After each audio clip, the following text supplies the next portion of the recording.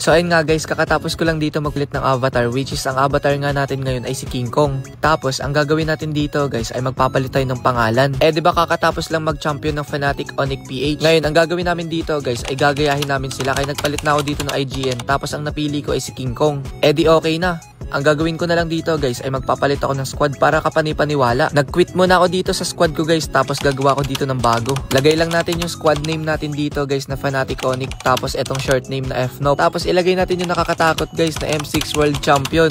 And then okay na, nakagawa na tayo dito ng squad. Ang pinaka problema na lang natin guys ay kung sino yung kasama natin. Tada! Kompleto na nga kami guys. Andito na si Kelra, si Super Prince, si King Kong, si Brusco at si Kirk. And then ayun, nag-start na nga kami dito. Hindi rin nagtagal guys at nakahanap na rin kami dito ng mga kalaban. At sila ngayon maswerteng makakalaban ng Fnatic Onyx. So ayun guys, hindi ko napapatagalin. Yung ginawa namin dito sa first game ay nag-pick kami ng mga main hero namin. Kaya ginamit ko muna dito si Shin bilang isang jungle. Tignan nyo guys, ang angas Naka 5-man global badge kami. Tapos yung squad namin Fnatic Onyx. Pero bago natin i-breakdown yung laro na to, kung di ka pa nakalike and follow sa Facebook page ko, ay maaaring pakilike and follow na lang para sa mga content na kagaya nito. Eto na nga guys, simula pa lang ay nakilala na agad kami dito ng mga kalaban. Pero deadma lang guys para magmukha talaga kami mga pro player. Bibihira lang kasi yung mga pro player guys na namamansin kapag naglalaro sa RG. At dahil nga palagi kong pinapanood si King Kong kung paano siya mag-jungle, ganito yung mga natutunan ko sa kanya guys. Kung panonoorin nyo kasi yung jungling style ni King Kong guys, ganito yung madalas na ginagawa niya. Sa ganyang klaseng rotation guys sa early game, madedelay nyo agad yung core ng kalaban. Tignan nyo guys kung gaano kaangas yung ganitong klaseng rotation.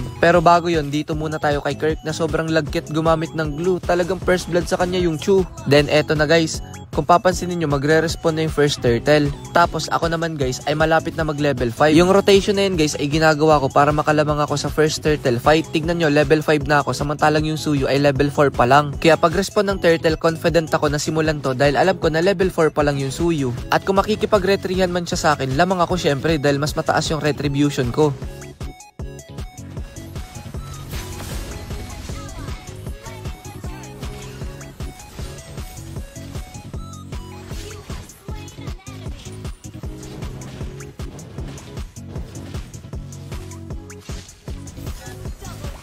Pagkatapos namin manalo sa turtle fight na yun ay dumiretso naman kami dito sa pagkuha ng blue buff ng Suyu. Alam ko guys na walang retribution dyan yung Suyu dahil ginamit niya yung retribution niya kanina sa turtle fight at mauuna lang mag cooldown yung retribution niya sa akin ng 1 second. Kaya nakuha namin dito yung blue buff ng Suyu. At sa part na to guys ay nag-teleport kami ni Super Prince dun sa blue buff.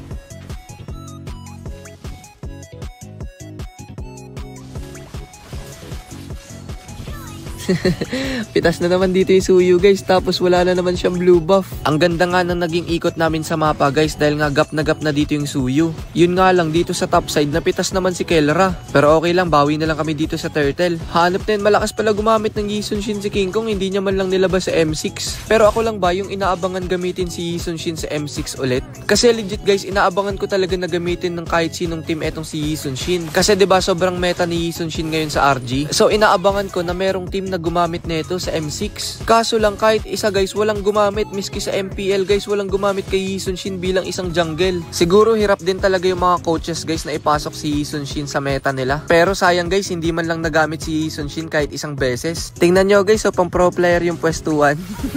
Diyan madalas nakapwesto yung mga pro player guys kapag nakakalaban ko sila. Talagang napaka-awkward ng pwesto na yan. Then ayun, nagmamakaawa na nga dito yung kalaban guys na ibigay namin yung game. Pero di namin gagawin yun guys kasi mga pro player kami at hindi kami nagbibigay ng libreng stars. Pero totoo yun guys na yung mga pro player hindi talaga namimigay ng free star yan. Training ground kasi nila yung rank game guys. Kaya kahit sabihin nating rank game lang yan ay sineseryoso pa rin yan ng mga pro player kasi ayaw nilang napopost sila. Kasi di ba alam naman natin na usong-uso yun dito yung kapag nakakatalo ng pro player ipopost or iko-content. Kaya bibihira kayo makakita ng pro player na namimigay ng libreng panalo. So eto nga yung game 1 ng pagpapanggap namin bilang Fnatic Onyx squad at 442 stars na nga tayo. And then eto na nga yung second game guys na kung saan ang ginamit natin dito ay si Ling bilang isang jungle. Sa mga di nakakaalam guys, isa rin si King Kong sa mga pinakamalakas gumamit kay Ling. And then eto yung nakakatawang part guys kasi nakilala kami dito ng mga kalaban tapos puro sila congrats sa amin. Kami naman guys, feel na feel namin, di namin sila pinapansin kasi feeling pro player nga kami. Ayan guys, so puro sila congrats Tapos yung isa naman guys, yung edit sinuko niya na yung laban, papik na lang daw. Dito ako natawa sa Bruno guys, ang sabi niya patalo na lang daw kami kasi nasa amin naman na daw yung M6. Hindi ko talaga in-expect guys nakakagat sila sa prank namin. Dati pa lang guys, nakasubaybay na talaga ako dito kay King Kong at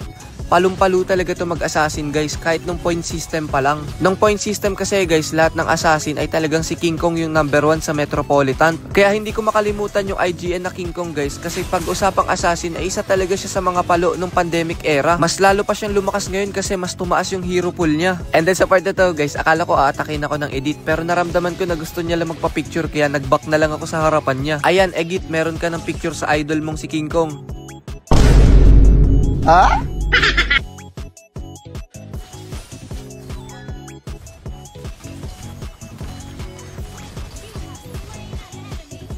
And then eto na yung pinaka-highlight sa lahat guys kasi gusto nila magpa-picture sa amin. Eh di pagbibigyan namin sila guys, sino ba naman kami para pagdamot sa kanila yung picture na hinihingi nila? Parang may naamoy ako hindi maganda.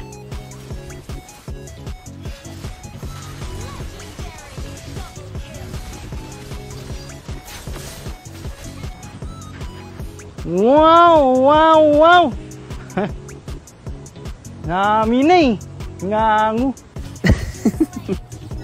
Sila lang yung kilala ko guys na nagpaset tapos sila pa yung nagpasalamat sa amin na hanap na yan. So ayun guys, panalo nga kami sa game na to at eto guys yung game na kung saan 443 stars na tayo ngayong season.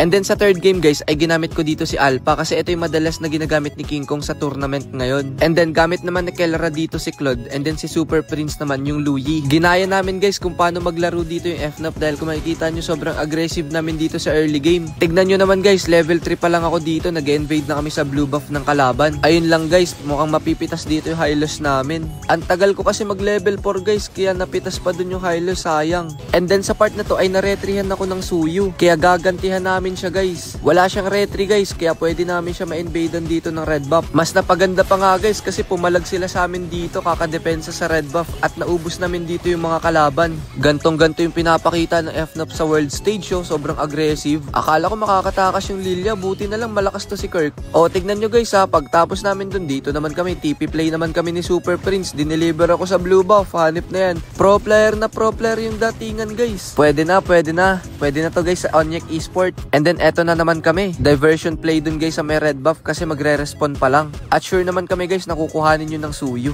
At hindi nga kami nagkakamali guys dahil tinago niya lang to sa damo. Hindi na siya makapag-farm guys, so hirap na siya makakuha ng gold. Level 6 pa lang yung Suyu tapos ako level 8 na. Nakuha ko yung red buff, yun nga lang hindi ko napitas dito si Suyu pero napitas naman namin si Tiger. And then after namin mapitas si Tiger ay kinuha namin tong Pagong. Pagkatapos nandito na naman kami sa blue buff guys, digmaan na naman. Ang kulit kasi ni Brusco guys, panayang invade kaya napapasunod kami sa kanya. Wala na namang blue buff dun guys yung Suyu. Nagset na nga dun sa Tegril, yun nga lang guys, siya pa yung napitas. Habulin ko sana tong Beatrice guys, yun nga lang wala akong panghabol sa kanya. Pero eto na si Kelra, pumasok sa tatlo. Patay ang Lilia. Pero mukhang hindi pa tapos si Kirk kasi mukhang mabibigyan pa si Beatrix. At ayun na nga guys, napitas dun yung Beatrix pati na rin si Lilia.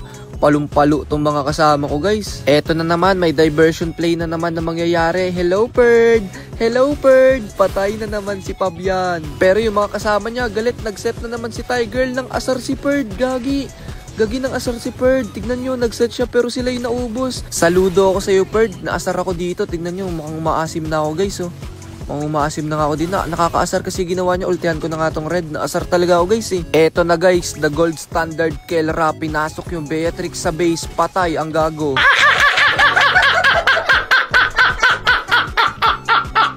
Dito guys, meron talaga kaming plano. Ang gagawin naming play ay ida-diversion ako ni Super Prince dun sa loob para mapalabas ko yung kalaban gamit yung ultimate ko. Yun nga lang, sumama si Brusco pati na rin si Kirk. Eh di tatlo kami ngayon yung nasitan. Pero kung ako lang yung nandyan guys ay hindi ako masesitan dyan kasi meron naman akong frozen. Tsaka kahit masitan ako dyan guys, boy ako kasi meron akong frozen. Yun nga lang, sumama yung dalawa. Ayun, nasitan kami ng mga kalaban tas naubos pa kami. Tapos sa part na to, inulit pa namin. Pero ayun pala talaga yung inaabangan ng mga kalaban, yung mag-diversion play kami kasi nandun nag-aabang yung mga bomba ni Beatrix. Halos maubos yung HP ko dun guys. Tapos etong Pobius nila, hindi natigil kakatalon, daig pa yung palaka. Pero dito na tayo magkakaalaman guys kasi magkakaroon na dito ng Lord. Pero nang asar na naman si Perd. Grabe ka talaga Perd ha. Pero gagi guys, ang sakit na Beatrix nila legit. Pero maling-mali yung Beatrix dito. Tignan nyo ginawa nyo, nag-flicker in no. Ayun, pitas tuloy siya. Nagkaroon na ng error dito yung mga kalaban at lumalim na rin sila. Pero hindi ako makatulong sa kakampi ko. Tignan nyo naman yung HP ko, halos mawala na. Babakdorin ko na nga lang sana yung base nila guys pero nandun pala yung Lilia. Kaya sabi ko dito sa Claude ay mag-lord na lang kami. At ako nga pala guys, kung naghahanap ko ng pilot service ay pwede kayo mag-message sa Facebook page ko para mapag-usapan natin yung mga detalye. So ayun, nakuha na nga namin dito yung second lord. Tapos meron na naman kaming plano. Diversion play na naman yung gagawin namin dito ni Super Prince. Pero gagi, sobrang lupit ng diversion play dito ni Super Prince. Kanina pa to guys, swak na swak lagi yung diversion play niya. Tignan nyo, huli na naman si Perd. Hello Perd! Patay na naman si Perd guys. Hindi ko na mabilang kung ilang beses na siya nadali sa diversion play namin ni Super Prince. Kaya pala kinakatakutan yung Louie neto ni Super Prince guys. Swak na swak yung mga teleport. So ayun, tignan nyo naman si Brusco tsaka si Kirk. Minamama na lang yung mga kalaban dun sa loob. Tapos yung Kelra namin guys, star na star. Kaya tinatapos na yung base. Kaya ayun, panalo kami sa game na yun. And then eto nga guys yung pang 444 stars natin.